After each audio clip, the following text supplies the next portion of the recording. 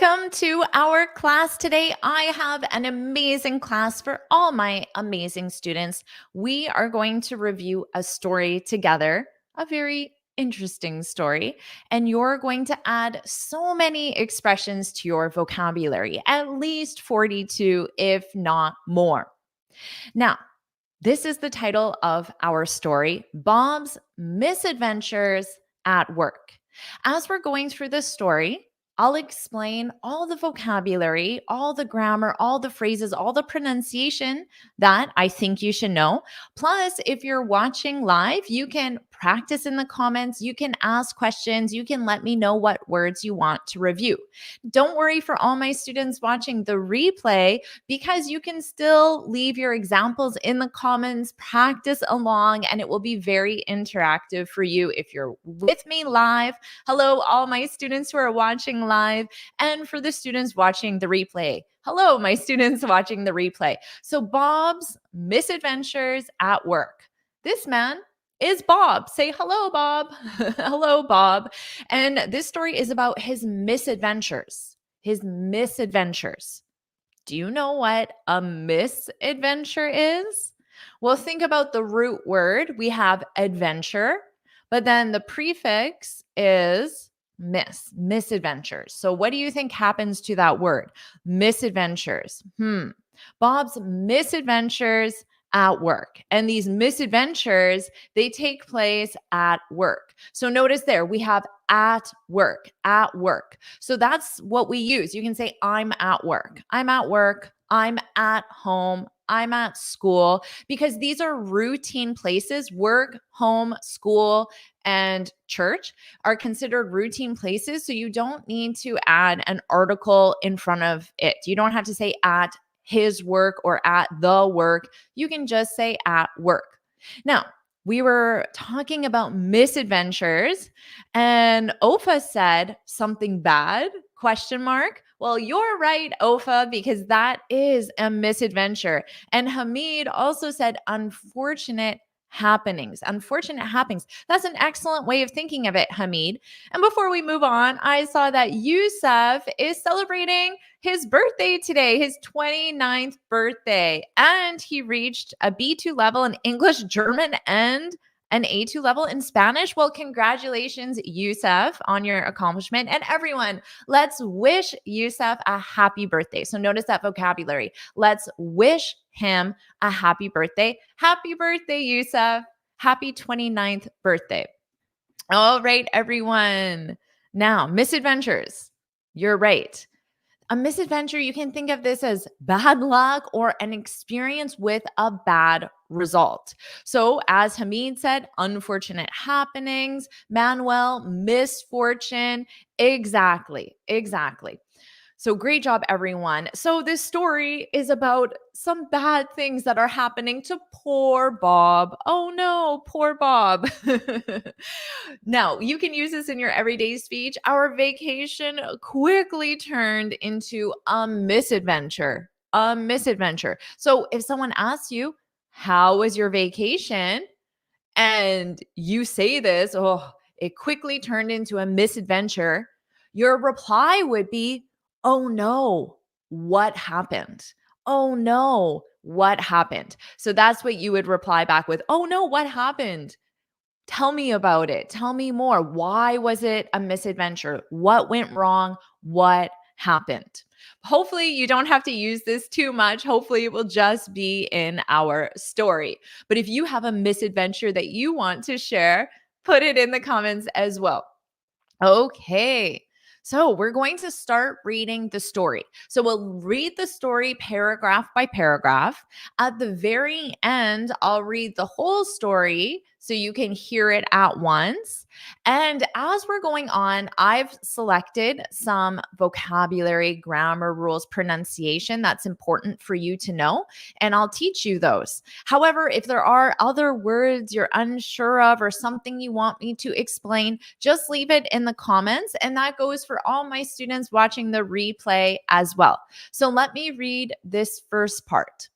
Bob was thrilled when he landed a job at Tech Solutions, but his first day was a disaster. He spilled coffee on his boss's desk, and her stern look made him realize he was in trouble. Uh-oh. So this is the beginning of Bob's misadventure. Bob's misadventure or misadventures, because misadventure is a noun. So you can have a singular meaning one, or a plural meaning multiple things are going to happen. And all these things are the result of bad luck, unfortunate situations, negative results. So if there's any keywords here you want me to explain, put it in the comments now. And let's start. Well, if you are enjoying this lesson, then make sure you like it. Subscribe if you haven't already so you're notified every time I post a new lesson. Put yes, yes, yes in the comments if you're enjoying this so far. I know we're just getting started. And I will let you know that after the lesson, I'll put the link to the free lesson PDF in the description for all the students watching the replay. You can look in the description now, and then shortly when I'm done, I'll put the link in the description so you have all these notes, because we are going to learn a lot today. So let's continue. And we have some yes, yes, yes already. Woohoo! Hidaki and secret of success. Tell us, what is the secret of success? Hassan and Samir, Stefania, and Gada. Don't worry, I am going to explain the meaning of stern. Okay, Anissa, Irishura, awesome, everyone. I'm so glad you're having fun already, and we're just getting started.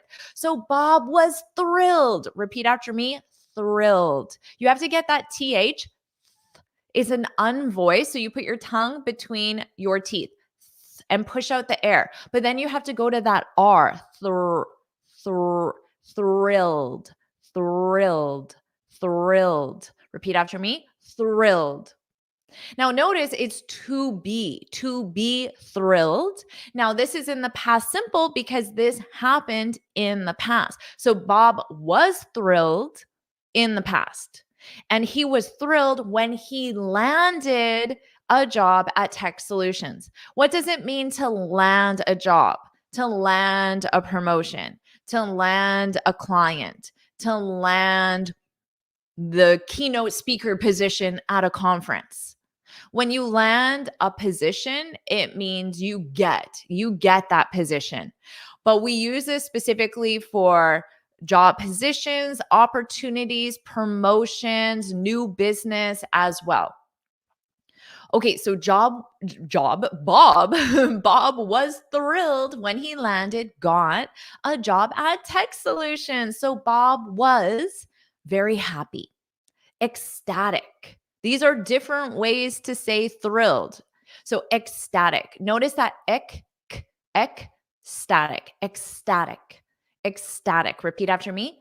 Ecstatic. Bob was over the moon. This is an idiom to mean very happy, which means thrilled. Bob was on cloud nine. Again, an idiom which means very happy. But remember, all of these you need the verb to be, and you'll conjugate your verb to be depending on the subject and the time reference. We were on cloud nine. They were beyond happy.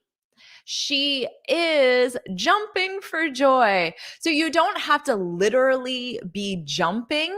It's just an expression, and it just means very happy. But if you win the lottery, you might physically jump up and down, because we tend to do that when we are extremely happy.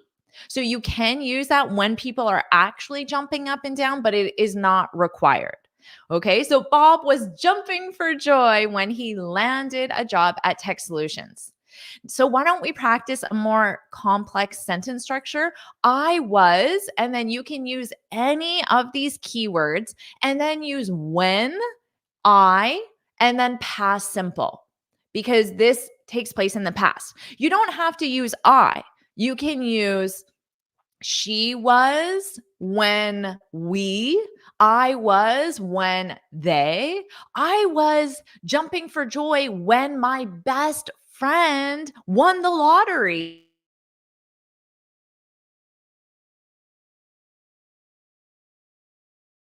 going to be happy for someone else. Okay, so let's practice this in the comments here. QZ said, I was thrilled when I got my new job in the airport. Very good.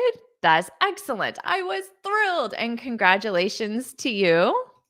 My sister was thrilled, says Maxim, when her parents or our parents, because it's my sister. So you can say our parents because the parents belong to you and your sister. My sister was thrilled when our parents bought her a new laptop. Excellent job. Really nicely done. You just need something in front of parents, and a possessive our works great.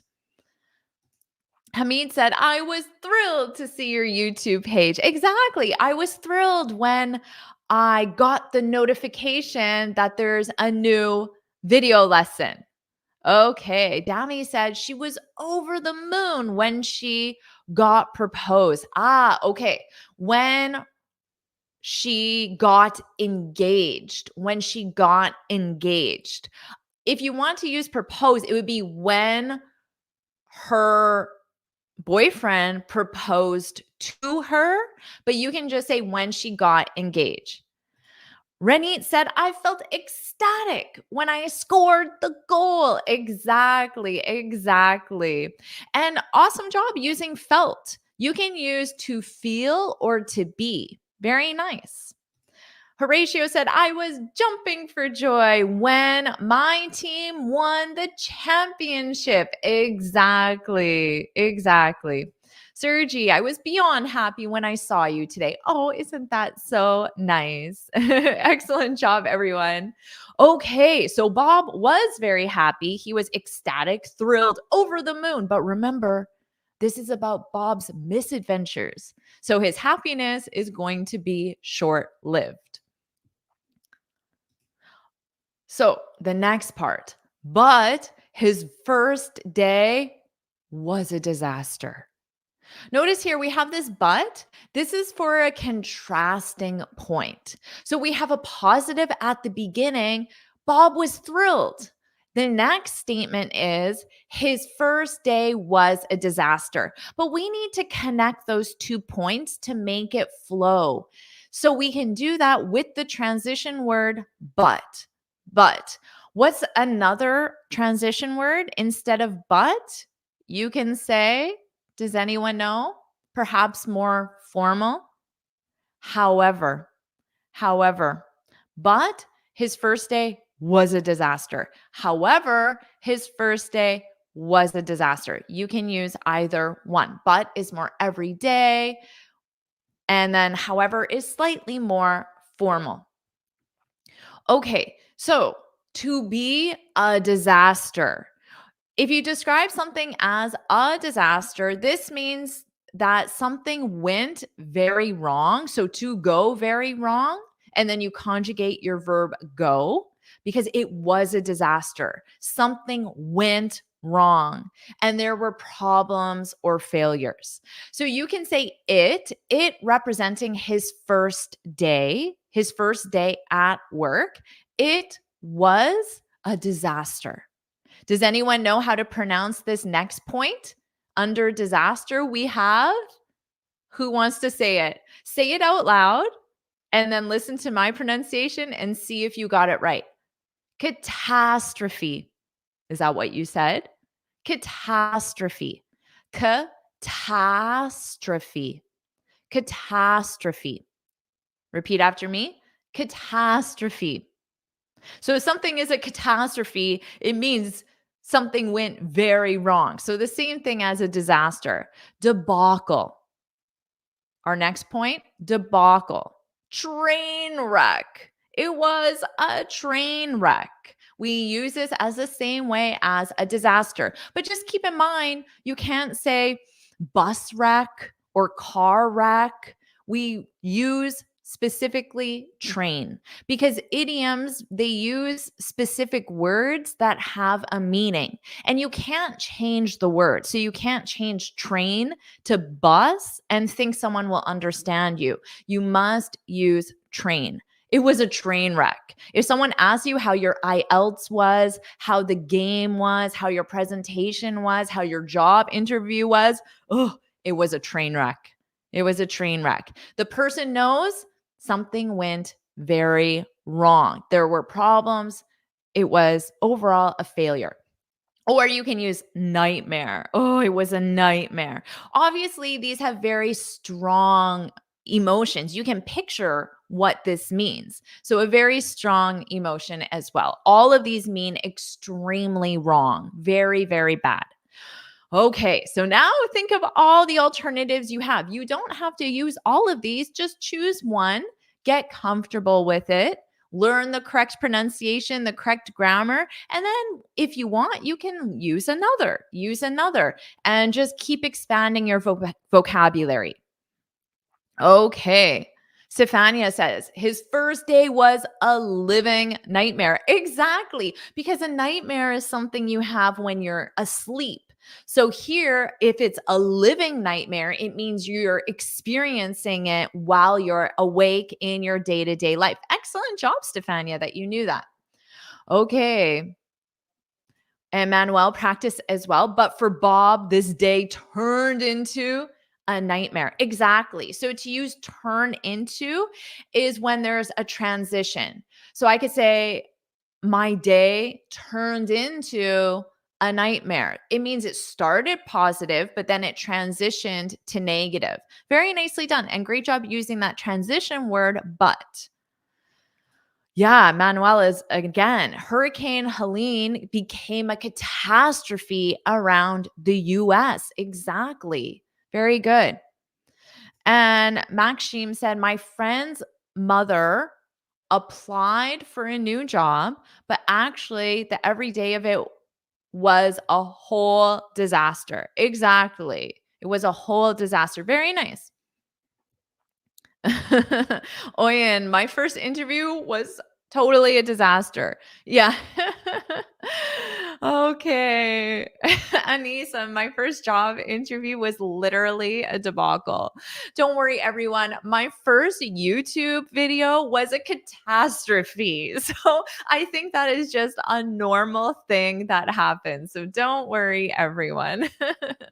Okay, let's move on to poor Bob. So, why was his day a disaster, a catastrophe, a train wreck, a nightmare, a living nightmare? Well, he spilled coffee on his boss's desk. Oh, and her stern look made him realize he was in trouble.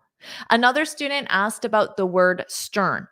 Let's review that. Now, if you weren't sure about the verb to spill, this is the image on the screen. So I'm drinking. Oh no, I can spill on myself, which I have to admit, I do frequently spill on myself. So it happens. I also spill frequently on my desk because I'm a little bit clumsy. I tend to knock things over a lot. So I might be trying to reach for my phone and then I accidentally knock over my cup and I'm drinking tea and my tea spills. Okay, so the verb is to spill. What about you? Do you ever spill things? Are you a little bit clumsy like me? Maybe it's just me. So you can say, I accidentally spilled my coffee because you didn't do it on purpose, which is the word accidentally, which is an adverb. An adverb. It ends in ly. I accidentally spilled my coffee. Now, here's a rag. A rag is just a small towel, but we don't use it to clean our face or body. We use it specifically to clean messes, to clean spills. So a rag is just a small towel to clean counters and surfaces and spills. But notice here, here's a rag to clean up your spill. So what is spill here? Do you notice the difference? Your spill is referring to the spill as a noun. So on this image here, Notice this spot, I can say this is the spill, the spill. And whose spill is it? It's Bob's spill. So your spill. Now, I could also say your spilled coffee. And in this case, spilled is an adjective that describes the coffee. So technically, you can use it as a verb, to spill. You can use it as a noun, a spill, and you can use it as an adjective, the spilled coffee, the spilled wine, whatever it is. Okay. Now, stern. Well, this is the image because to understand this, it's easier to see an image. So, stern. It's serious, strict, and firm. Parents use this, teachers use this, not me. Teachers use this look, and boyfriends, girlfriends, husbands, wives, friends, anyone will use this look. You don't have to be in a position of authority. You could give your friend a stern look to show your friend you're not happy with something that they did. But you can also use this, well, you can use this as an adjective to describe a look, her stern look. Her stern look. Now, you can use it to describe someone. My boss is stern. So this means serious, strict, very firm in her decisions, his decisions. Or you can say, my boss always has a stern expression. It isn't necessarily the same as angry. It's a little less than angry, but it's serious, firm. You know, it's not positive. Okay, Stefania said, once I laughed so hard that I spilled my coffee on my skirt. Miss Jasmina said, I accidentally spilled tea on myself and I burned my hand. Oh no, I'm sorry to hear that. I'm glad I'm not the only clumsy one. So Trucker Martin is, I'm clumsy sometimes. So I accidentally spilled the coffee. Exactly. Okay. Excellent job, everyone. Yes, anti media. Judge is very stern. Yes, judges will give you a look that is serious, firm. You know, it's not the same as angry. It's just more serious, firm, strict. Okay. Bob just saw the stern look. The stern look on his boss's face, I would probably say, or his boss's stern look, and started to shake. Yes, because he's scared. Maxine, while I was doing my homework, I spilled tea on the books. Oh no. Okay, let's move on, everyone. Excellent job practicing. Keep practicing. So notice I wanted to review here the subjects and the possessives because while doing these live lessons, I noticed a lot of mistakes with possessives or students just not using a possessive. So he spilled his coffee because the coffee belongs to him on his boss's desk because the boss also belongs to him. The boss is a female in this situation, but it's not her boss's desk because the desk belongs to the boss, but the boss belongs to Bob, which is male. So make sure you're using the appropriate possessives of gender, male, female, and you're not thinking, okay, well, the boss is female, so I need her. No, no, no, because it's the boss's desk, but who does the boss belong to? Compared to he spilled his coffee on her desk. Now, in this case, the desk belongs to the boss and the boss is female. So the desk belongs to her, but the boss belongs to Bob.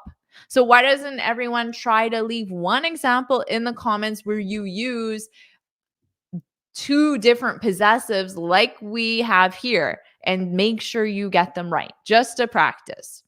Okay, excellent job, everyone. So let's see. Sorry, I'll come back to you, but I saw Damien's. My last kid spilled water On my computer. Exactly. The computer belongs to you and the kid belongs to you as well. Okay, Miss Jasmina, I spilled my coffee on my dad's car. Yes, exactly. The car belongs to your dad, but the dad belongs to you. Amid his stern look, made me cry. Very nice. The look belongs to him. Excellent. One day I spilled my tea on my clothes when I was outside. Excellent. Excellent. Very nice. Haruki asks, what would we say when the coffee is boss's coffee? So you would say, okay, feel free to write the full sentence and I'll correct it for you. But you could say, he spilled her coffee.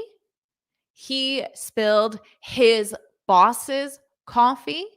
Or he spilled the coffee and just not specify whose coffee.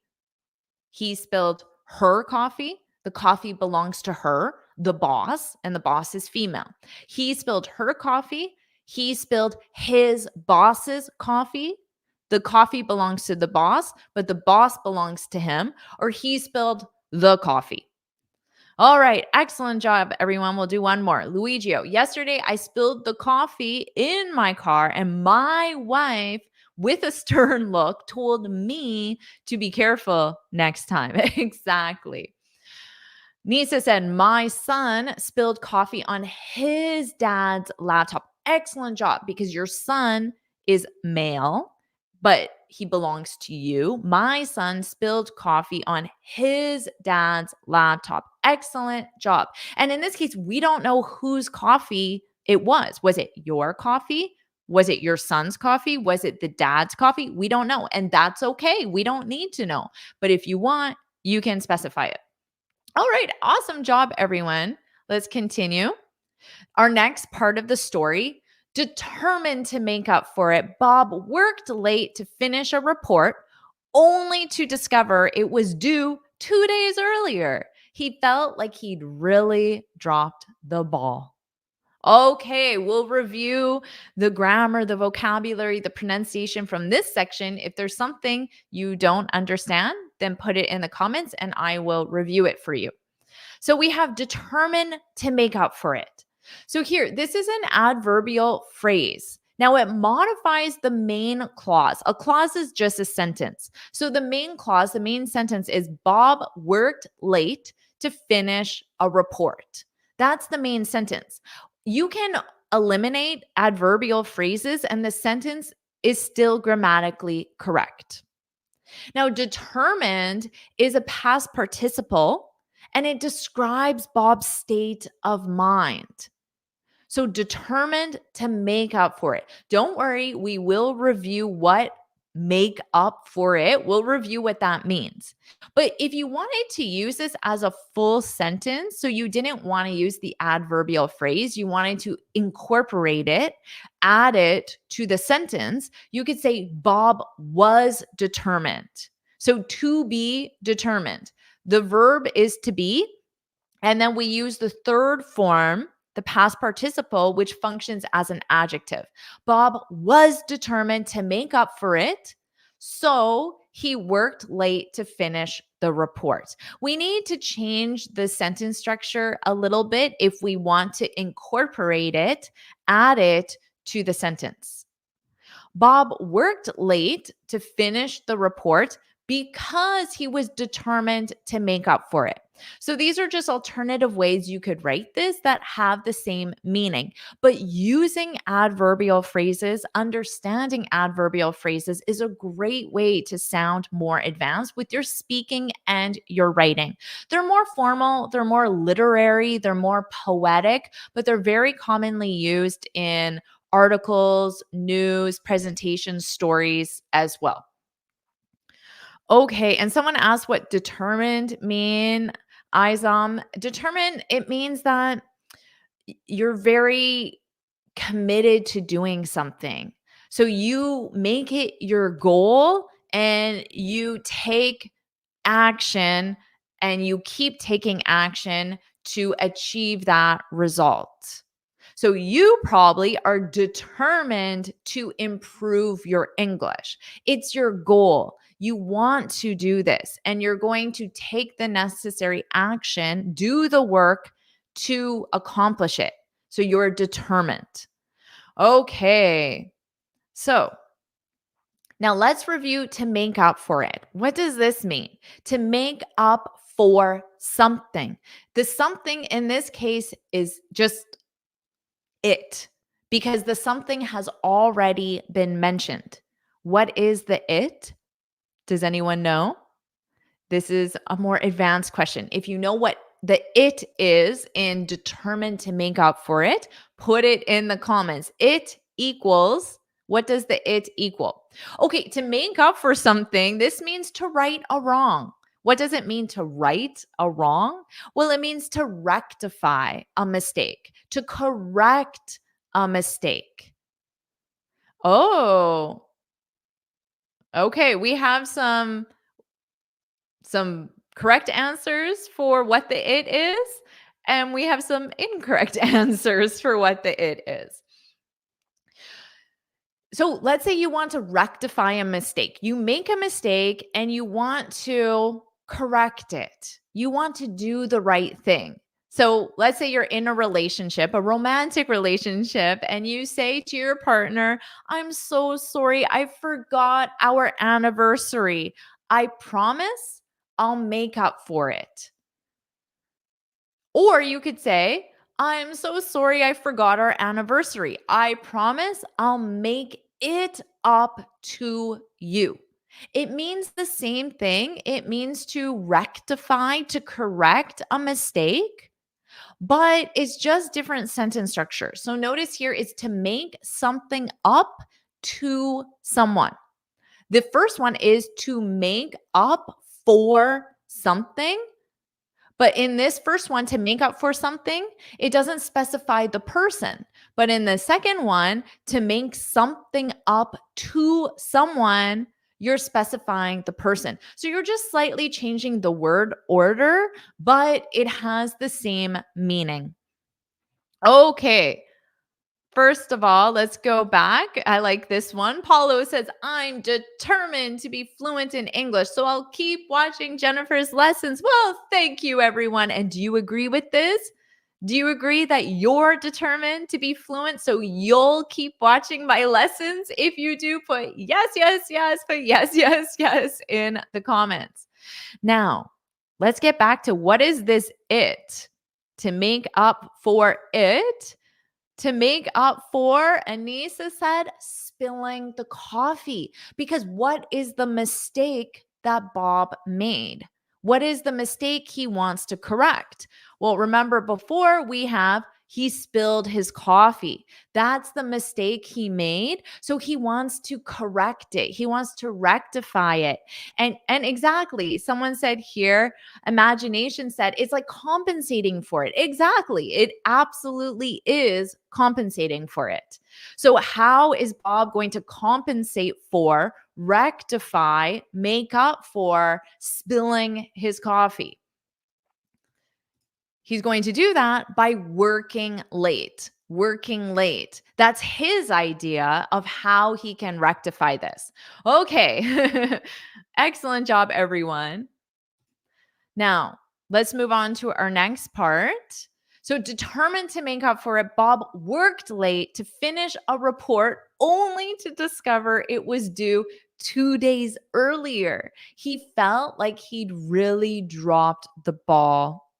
Do you recognize this idiom, to drop the ball? This isn't literal. There's no ball that he dropped. It's an expression. So to drop the ball, this is when you make a mistake, but not because, for example, if you pronounce something wrong, you didn't drop the ball because you made a pronunciation mistake. No, we only use this if you make a mistake because you failed to take action. So let's say there was a class to help you pronounce the specific words that you needed to pronounce for a presentation. but you didn't take action. You didn't go to that class. You didn't learn the correct pronunciation. So then you give the presentation and you pronounce the words incorrectly. So you dropped the ball, not because you pronounced the words incorrectly. You dropped the ball because you could have gone to a class to learn the correct pronunciation, but you didn't take action. So the thing you made the mistake with is the fact you didn't take the class to learn the correct pronunciation.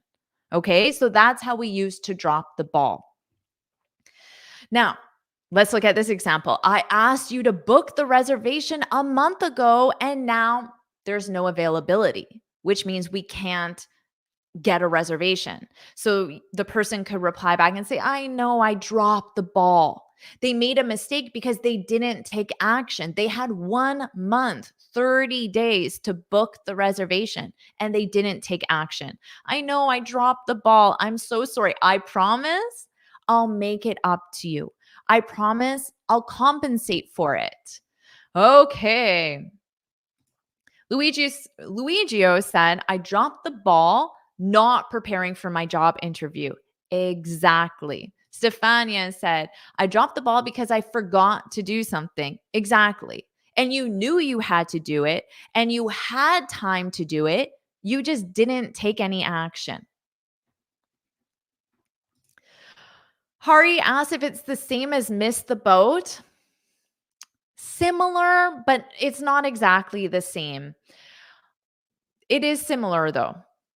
Yes. Idioms can be confusing like that because it has a similar meaning. So let's say you missed the deadline to sign up for the presentation or the class or the make the reservation. You can say, "Oh no, I missed the boat," because the opportunity is no longer there. But if you miss the boat, it doesn't mean necessarily that you had the opportunity and you just failed to take action. So to miss the boat simply means to miss an opportunity. But if you drop the ball, it means you had the opportunity, but you're to blame because you didn't take action. So to drop the ball is more negative. It sounds like you are to blame, but to miss the boat is more neutral. It doesn't make a judgment against you. So, really good question. I'm glad you asked that. Okay. S girl said, my friend asked me to bring an umbrella on seeing the clouds, and he said it would rain. I dropped the ball and we both were wet. Yes, exactly. Because you could have taken an umbrella, but you didn't. So you failed to take action. So you dropped the ball. Very nice. Gada said, I dropped the ball when I forgot to pick up the cake for my friend's birthday. Exactly. Perfect explanation. Yeah, very good. Okay. Awesome job, everyone. Let's move on. Our next part of the story. Still, he didn't throw in the towel. He volunteered to give a presentation. But on the day of the presentation, he accidentally broke the projector and didn't have a hard copy of the presentation. Oh my goodness. Poor Bob. Poor Bob. Let's all say that. Poor Bob. So if someone's telling you all these bad things that are happening to them, you can reply and say, oh, poor you, poor you. It has nothing to do with wealth, with finances. Poor Bob, poor Bob. So it's an expression of feeling bad for someone. Poor Bob. Okay, let's review some keywords, grammar, vocabulary from this section. And if there's something you don't understand, put it in the comments. Luigi, Bob is doomed. If someone is doomed, it means that bad things are going to keep happening to that person over and over. Exactly. And God said, oh no, so unlucky, Bob. Poor Bob. Exactly. So unlucky. Another one you could say is, what are the odds? What are the odds? What are the chances? It means It's so unlikely that or unlucky that all these bad things happen to you. What are the odds? What are the chances? Okay, Haval said to throw in the towel means to give up. Exactly, exactly. Excellent job. So that's our first one. It means to give up. That's exactly what I said. So the phrasal verb is to give up. Another meaning of that is to accept defeat. To accept defeat. So let's say in sports, this is very commonly used. There's the score is 5-0. Now, the team with 0, they can throw in the towel. So they can just accept that they lost the game. Or they can come back and try to get more goals, more points, and win. So there's two options. You can throw in the towel, you can accept defeat, or you can try even harder. Learning English can be difficult at times, but I'm not going to throw in the towel. I'm going to stick with it. To stick with something means to continue doing something that is difficult. Learning English is challenging, but I'm going to stick with it. I'm going to stick with it. I'm not on the towel. Okay, so notice with idioms, you have to remember each individual word. So the verb is throw, that's what you conjugate, and then in the towel. It's always just towel, it's not towels, it's not plural, it's just one towel. And it's not a towel, it's the towel. Okay, throw in the towel. Anissa, I unfortunately threw in the towel when I quit university. Yeah, you could say that. You know what? It's too hard. I don't like it. I'm throwing in the towel. I'm quitting. Yeah? All right. Paulo said, mastering the English language is challenging, but I won't throw in the towel. Who is with Paulo? Put yes, yes, yes in the comments if you are also not going to throw in the towel. All right. Awesome job. Oh, I like this one, Stefania. We are all rooting for you. You root for someone. We're rooting for you, Bob. Don't give up, dude. Dude is a very casual way of referring to someone in a friendly way. Okay. Excellent job, everyone. Oh, okay. And Anissa said, yes, yes, yes. Sergi, Dammy, woohoo. Paulo's excited. I'm excited. Irushara's excited. Let's go, everyone. Let's go. Okay. Next. Oh, well, I was going to say put that's right in the comments, but Paulo beat me to it. And now we're all celebrating with yes, yes, yes, and woohoo. So our next one is volunteered. Let's talk about this because he volunteered, but he's an employee at a company. So we have I'm a volunteer. So in this case, a volunteer. The word volunteer is a noun. And notice that syllable stress is on the last syllable, which isn't very common in English. Volunteer, ear. You hear that ear. It's just like ear. Volunteer, volunteer. I'm a volunteer. Every Saturday, I volunteer. This is the verb to volunteer, but the noun is a volunteer. Every Saturday, I volunteer at a local animal shelter. So this has to do with charity. It's giving money or giving your time, giving resources without financial compensation. And you do this to help the world, help people in need. It's charity. But we actually use this word in the workplace as well. For example, let's say you're in a meeting and a coworker or the boss, it doesn't have to be a boss, it could be a coworker, could say, who has time to pick up the client from the airport? So who has time to do this? And then you could say, I can do it. I have time. I can do it. When you said, I can do it, you volunteered. And that's the verb. You volunteered to do it, to pick up the client from the airport. So when you volunteer in a workplace setting, it means you complete extra duties without expectation of compensation. Okay. So it's not your official job duty to pick people up from the airport. So that's why you volunteer. If it's your job duty, you didn't volunteer, you just did what you're supposed to do.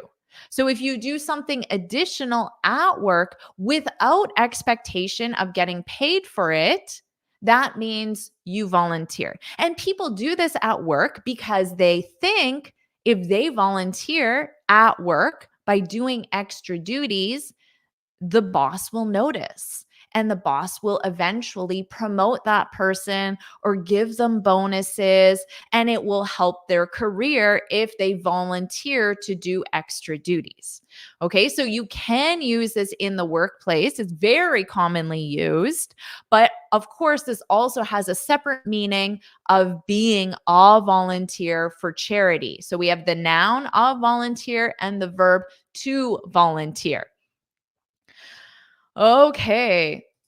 Glenda said, every Wednesday, I volunteer exactly at the food pantry or a food pantry. Exactly. Okay. And Ba said, last summer, I volunteered to many medical campaigns and got a free certificate. Exactly. Very nicely said. Very good. Apu said the volunteer of the game to manage all things without dropping the ball. Yes, exactly. Without is a preposition, so you need the verb ing without dropping the ball. The ball. Oh, and Gon said, let's volunteer to make teacher Jen as world English teacher and we'll never throw the towel till she becomes one. Oh, that is so sweet. Thank you, Gon. I appreciate that. I really appreciate that. Thank you. Okay, this is a nice one, Carol. She's truly a team player. Exactly. And this is why people volunteer at work because they want to be considered a team player, someone who contributes to the team without being specifically asked or told. She's truly a team player. She volunteers whenever it's needed. Excellent job. Excellent job. Okay. All right, let's continue on, everyone. Wonderful job practicing. Here is our next part. Hoping for a fresh start, Bob brought donuts to the office, but after getting stuck in traffic, he arrived late. As he passed them out, he tripped and spilled coffee again. His boss, half amused, said, maybe this is a sign you should give up your coffee habit. Oh, okay. So, what words don't you understand here? What words do you want me to explain? And I have some chosen for you as well. But again, poor Bob. Bob is definitely doomed. Bob is doomed. Someone else said jinxed. Jinxed. Someone can write that in the comments so you can see the spelling. Jinxed. Bob is jinxed. When someone is jinxed, it means that bad things always happen to that person. Bob is jinxed. Okay. Hoping for a fresh start. So this is a participle phrase, and we talked about an adverbial phrase before. This is a participle phrase. It explains why Bob did the action. So why did Bob bring donuts to the office? Because he was hoping for a fresh start.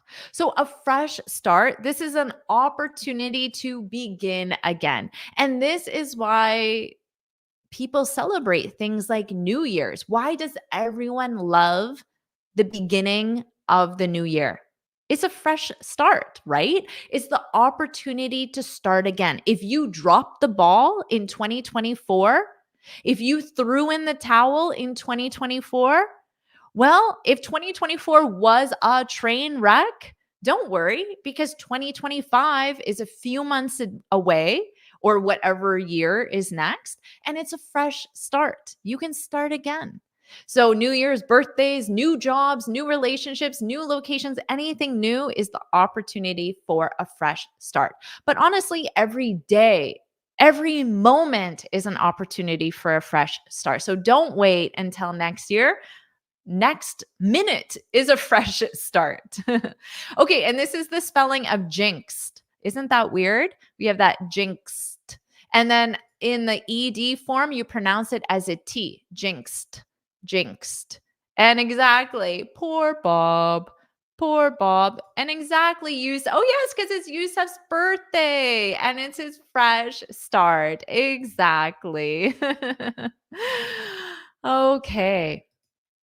Oh, Manuel, I like this. Bob, let me give you a piece of advice.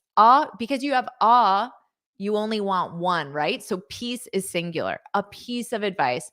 Don't bring coffee to work. It was a good idea, notwithstanding. Exactly. So a coworker, a friend could say, Bob, let me give you a piece of advice. Very nice. June, he is so clumsy. Exactly. Exactly. And Gada, we're going to talk about half amused. Okay, so let's move on. But after getting stuck in traffic, okay, just notice this because traffic is something we all talk about. You can say, sorry, I'm late. I was stuck in traffic. So, stuck in traffic, those three words do not change. It's your verb. Your verb can be the verb to be, which you conjugate past, present, future, and you have to conjugate it with the subject as well. We were stuck in traffic. This describes your current state. Now, you can also use the verb get. Get is that transition, not stuck, stuck. So, get is that transition.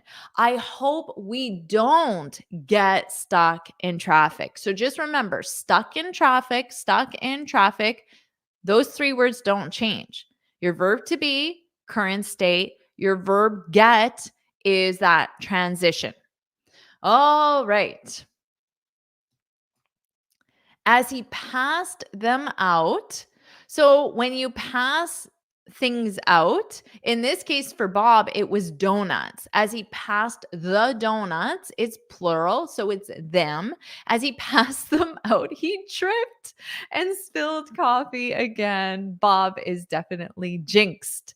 So when you pass or hand, you can use the verb to pass or the verb to hand. You distribute and you do it to a group. So the teacher passed out the practice exercises. The store handed out coupons. So as you're walking down the street, sometimes there are people outside of stores and they are doing this. Well, that person is passing out or handing out something. Coupons, practice exercises, flyers, sales, promotions, whatever it might be. So, what's the difference between trip and slip? Well, here's a visual image just in case you didn't know. So, trip you catch your foot on an object, but slip is sliding, so sliding on a slippery surface. So, generally if you trip, you generally go forward, but if you slip, you generally go back. But it doesn't mean you fall. You can trip and not fall. Again, because I'm clumsy, I tend to trip a lot. Even just walking up my stairs, my foot will, will catch the stair and I'll trip, but I rarely fall. So you can absolutely trip and not fall. You can slip and not fall. So just keep that in mind. So you could say, I tripped on the rock. Let's say you're hiking or you're just walking through the park and there's a rock. I tripped on the rock, but I regained my balance. So you didn't fall. Okay, so that's the difference between trip and slip. Now, his boss, half amused, Maybe this is a sign you should give up your coffee habit. So, amused, if someone is amused, it's another way of saying entertained. So there it's a positive emotion to say amused. But here, if you're half amused, it means there's a mix. So it's 50% amused, which is positive, but then 50% not amused. So if someone could say, I'm not amused, it means they're not happy. It's like saying, I'm not happy. So if you're not happy, what are you? You're upset.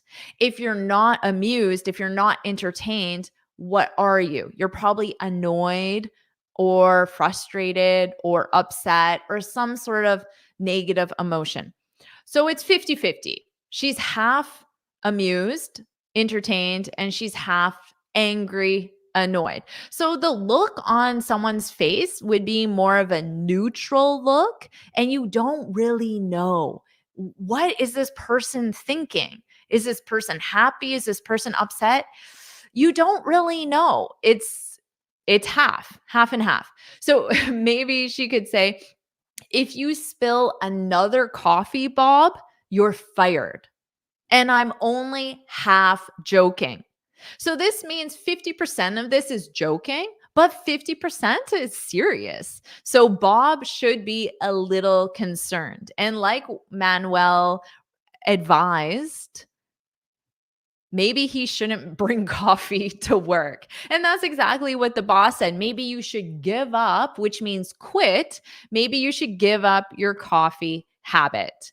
Anissa used a poker face. Yeah, if someone has a poker face, you have no idea what they're thinking. You have no idea if they're happy or sad or what emotion they have. Very nice. All right. So now I'm going to read this from start to finish, and you can just focus on my pronunciation. Bob was, oh, sorry, I'll start again. I'll read the title as well because we did talk about misadventures. Bob's misadventures at work. Bob was thrilled when he landed a job at Tech Solutions, but his first day was a disaster. He spilled coffee on his boss's desk, and her stern look made him realize he was in trouble.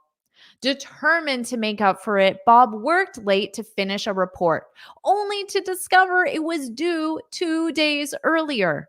He felt like he'd really dropped the ball. Still, he didn't throw in the towel. He volunteered to give a presentation, but on the day of the presentation, he accidentally broke the projector and didn't have a hard copy of the presentation.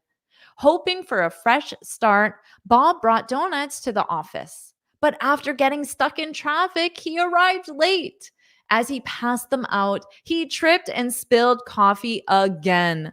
His boss, half amused, said, maybe this is a sign you should give up your coffee habit. All right, everyone. So now you know all about Bob's misadventures. And I think we should end this lesson by saying, poor Bob. Poor Bob. It's not Bob's day today. Or Bob is jinxed. Bob is doomed. Bob is so unlucky. Or maybe we can say, don't throw in the towel, Bob. Tomorrow is a fresh start. Tomorrow is an opportunity to start again. So, or maybe like Manuel had, maybe you have a piece of advice you want to share with Bob. So maybe you could also share a piece of advice with Bob. What can Bob do tomorrow for it to be a fresh start? A better day. Oh, Maxim said it's a blessing in disguise. A blessing in disguise is when all these negative things, they seem negative, but something positive is going to come from this. We don't know what, but there will be something positive from this. That's a blessing in disguise. A blessing is positive and it's in disguise as a disaster, a nightmare.